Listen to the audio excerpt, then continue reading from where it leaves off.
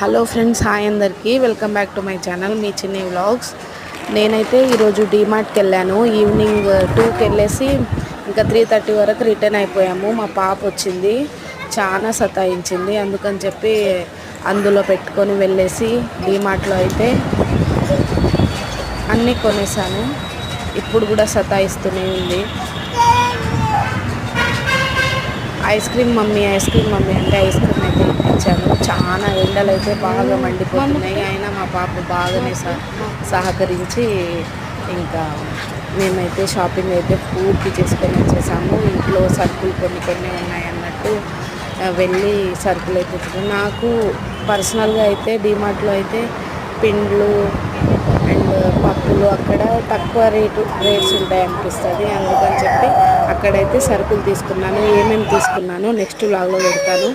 చాలా ఆఫర్లో వచ్చాయి, నేను చూపిస్తాను.